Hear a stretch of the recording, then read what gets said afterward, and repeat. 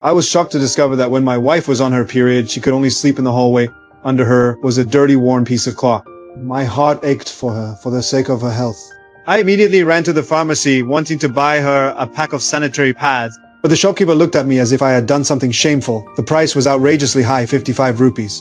Almost several days' worth of our food, but I still bought it. When I handed it to my wife, she immediately refused. She said it was too expensive and told me to return it right away. I went back to the pharmacy to ask for a refund. The owner refused. So I had no choice but to take the unreimbursed pad and go to work at the factory. As soon as I walked in, an accident suddenly happened. A coworker's hand was injured by a machine and urgently needed to stop the bleeding. In that critical moment, I took out the sanitary pad I was carrying and bandaged my coworker, then rushed him to the hospital. The doctor praised what I had done. If I had not used a clean sanitary pad to stop the bleeding, my coworker might have lost his arm in front of the doctor. I told him what my wife had been doing. The doctor said dirty cloth harmed the body and in serious cases could cost a life.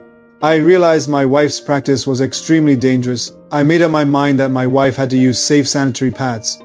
I opened the pad in my hand and found that it was only cotton and fabric inside. At that moment, an idea suddenly came to me. If it was just this, then why could I not make it myself? So I began to experiment with cotton cloth, cotton, and glue. I even wrapped it with leaves and made the first sanitary pad of my life. I excitedly told my wife that it only cost 2 rupees, but the next day, she still used the old cloth because the one I made did not prevent leaks at all. I felt deeply frustrated, but I did not give up.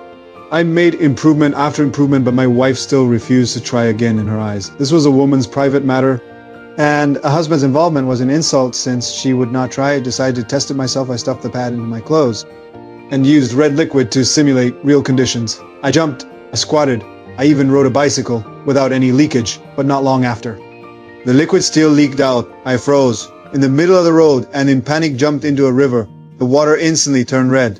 Villagers gathered around. They thought I had gone crazy. Even my wife could not accept it. She left with her brother. At that moment, my heart completely broke, but I did not stop. I left the village to search for the real method of production. I ran through factories and tested again and again. I finally understood the key was not cotton, but a special fiber. I built machines myself and experimented on my own. A safe, cheap, and truly affordable sanitary pad was finally born later. I won a competition.